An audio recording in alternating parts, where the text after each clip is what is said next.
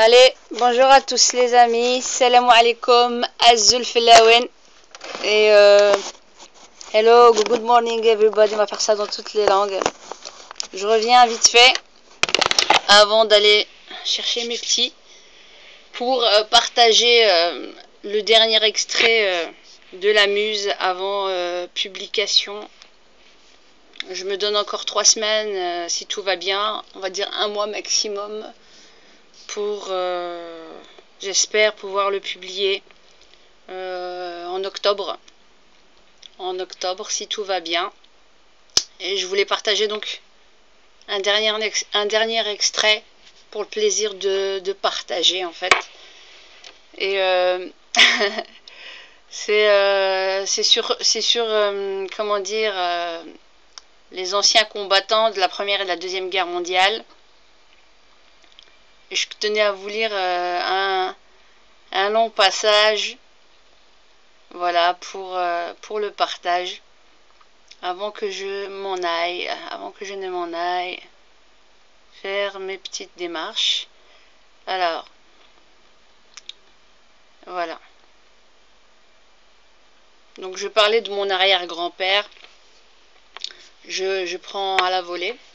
Donc il fut commandant des tirailleurs tunisiens et algériens et dirigea les goumiers marocains. Ces informations sont d'une importance significative pour contrer ceux qui s'amusent à nous dénigrer, moi et mes concitoyens d'ascendance étrangère. Beaucoup de ceux-là n'arriveront pas à s'extraire de la stupéfaction d'apprendre que mon aïeul, par ses mérites militaires, passa du statut de lieutenant indigène à celui de commandant français en 1948. Quand d'autres, tels que Bijard, suite à leur fait d'armes moins glorieux en Algérie, avouent sans gêne que ce n'était pas la survie qui les motivait à tuer, mais l'ambition. Il a lui-même écrit « Je rêvais de me faire un nom », un stimulant lorsque l'on est au bas de l'échelle. Il ne recula effectivement devant rien pour se faire un nom.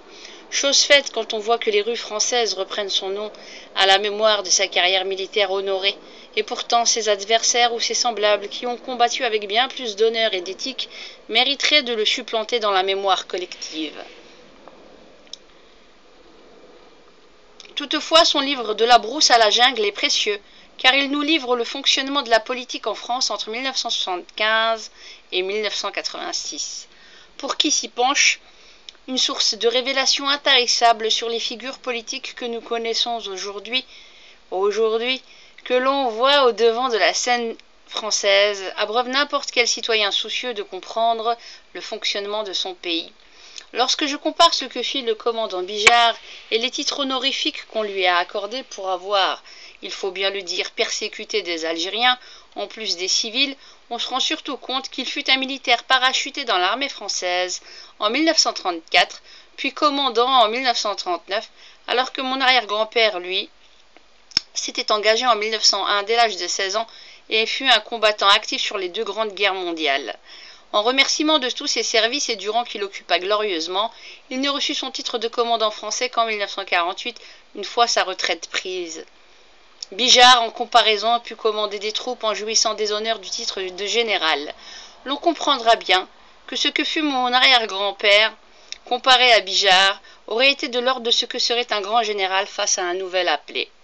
La discrimination existait donc déjà dans les attributions des statuts d'officiers. Les vrais de vrais qui s'étaient distingués sur le front de guerre ne passaient pas leur temps à se pavaner dans les salons de l'Élysée et à se photographier auprès des présidents, ni à écrire des livres pour raconter l'histoire à leur sauce dans le but de s'offrir des glorioles non méritées. Oui, je lis. Quelle stupéfaction pour ceux qui prennent toutes les musulmanes pour des analphabètes, juste bonnes à vous faire un couscous ou le ménage dans vos foyers. Aujourd'hui, au menu de midi, ce sera du purin et de la viande de poule, oui. Bon appétit quand même. Aujourd'hui, si j'écris, vous l'aurez aussi compris, c'est pour le faire à la place et à la mémoire de mes aïeux, qui ne sont plus que des ombres et des âmes oubliées. Je leur redonne vie le temps que durera l'écriture et la lecture de mon livre, après qu'ils eurent été tués doublement sur le plan physique et mémoriel. Remarque, lorsque l'on a l'habitude de prostituer l'histoire, ne serait-ce qu'un peu, rien ne nous empêche par la suite de la prostituer complètement. Tout dépend en réalité de la culture générale des citoyens et de son degré d'avilissement. Tant que les citoyens seront des imbéciles heureux, on pourra toujours leur faire avaler des couleuvres aussi grandes que des chalutiers. À leur décharge, il est vrai qu'il n'est plus besoin de se forcer pour devenir bête à présent et le rester. L'éducation nationale se charge déjà du travail pour malayer les jeunes esprits de manière homéopathique. La plupart ne sait imaginer que des blonds comme figure emblématique de nos héros français. Des comédiens, voilà donc nos héros. Un Hollywood version francisée. La prochaine fois, dans les lieux publics où ils prennent le temps de s'arrêter un tant soit peu, par exemple dans les salles d'attente, ils auront de quoi faire pour composer les figurants du prochain casting. Aussi, la France doit aux anciens combattants des anciennes colonies encore vivants un éternel respect. C'est tout ce que je demande pour eux. Un humble respect et une honorable pension, proportionnelle au sacrifice qu'ils ont cédé pour que la France puisse conserver sa souveraine puissance. Entre nous, s'ils savaient que vous alliez tous baisser vos frocs et vous brader aux Américains comme vous le faites, ils vous auraient tous fait un grand bras d'honneur à partir de l'espace. Vous avez donc préféré brader vos anciens combattants pour des chewing-gums Hollywood. Mais quel peuple de merde! De quoi avoir honte d'être français? Les anciens Français avaient plus d'honneur et étaient bien plus classe que les gnomes que nous avons aujourd'hui. Si pour vous cela est quémandé, sachez en réalité que vous êtes tous en mode dette. Cela fait bien réfléchir. Si seulement nos aïeux avaient deviné comment ils seraient traités par ceux qu'ils défendirent au prix de leur vie, ils n'auraient pas hésité à vous laisser manger tous autant que vous êtes de la choucroute et de la soupe de navet. Au final, vous auriez tous fini par clamer « Heil Hitler !» ou être exterminés. Alors, d'où qu'ils peuvent être aujourd'hui, je tiens à saluer tous nos héros français, au-delà de leur couleur, de leur origine ou de leur religion, qui ont répondu à l'appel du cœur, de la justice et de la dignité humaine. Merci à vous, ombres oubliées, qui, avant de vous engager au péril de votre vie, aviez espéré la récompense d'être libérés du colonialisme français.